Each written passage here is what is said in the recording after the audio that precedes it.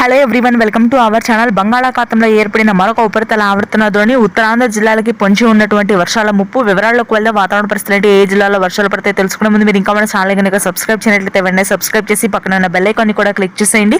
ఇక లేట్ చేయకుండా వివరాల్లోకి కనుక వెళ్ళినట్లయితే ప్రస్తుతానికి బంగాళాఖాతంలో మరొక ఉపరితల ఆవర్తన ద్రోణి ఏర్పడింది. దీని ప్రభావంతో డిసెంబర్ 25, 26, 27 తేదీల్లో ఉత్తరాంధ్ర బెల్ట్ మొత్తం కూడా తేలికపాటి నుంచి మోస్తరు వర్షాలు నమోదవుతాయని వాతావరణ కేంద్రం వెల్లడించింది. ఆగ్నేయ బంగాళాఖాతంలో ఏర్పడి ఉత్తర భారతదేశ దిశగా విస్తరిస్తున్న ఉపరితల ఆవర్తన ద్రోణి ప్రభావంతో గత 2 రోజులుగా మధ్యాంధ్ర, ఉత్తరాంధ్ర జిల్లాలో కురుస్తున్నటువంటి వర్షాలు కొంతమేర తగ్గుముఖం పట్టే అవకాశం ఉంది.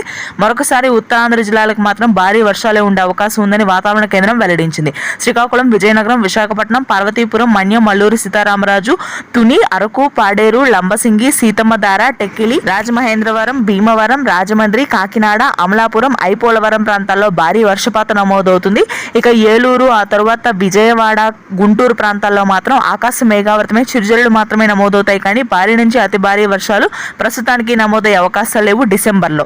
ఇక ఆ తర్వాత ఉత్తర తెలంగాణ, మధ్య తెలంగాణ జిల్లాలో చలి తీవ్రత మాత్రం భారీగా పెరుగుతుంది. తెలంగాణ వ్యాప్తంగా పొడి వాతావరణం ఉంటుంది. రాయలసీమ జిల్లాలో కూడా వర్షాలు తగ్గుముఖం పట్టున్నాయి. నెల్లూరులో ఒక 2 రోజులు కురుస్తాయి వర్షాలు. Thanks for watching this video.